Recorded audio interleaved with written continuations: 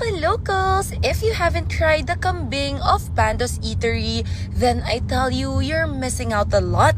Kaya naman today, tara! Let's go back to Pando's Eatery and try their other dishes. But first, syempre, ito muna yung mga favorites ko here. Nako, yung lumpiang Shanghai nila with their suka will always be my favorite. It's not your ordinary lumpiang Shanghai kasi sobrang siksik talaga. Then, ito yung dinakdakan. First time ko lang to try this and super bet ko siya together with their homemade suka. And syempre, the highlight of our visit is their calderetang kambing and bopis as well.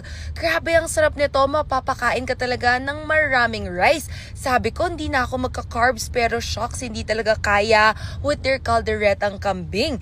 And meron din silang free soup pala.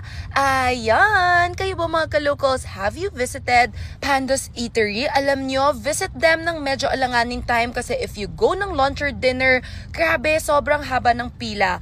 Anyway, ito rin pala, we had their camaron din na in fairness, ang laki ng mga pieces niya. Sarap din ito with suka. So, ayun lang. Share ko lang. Kain tayo!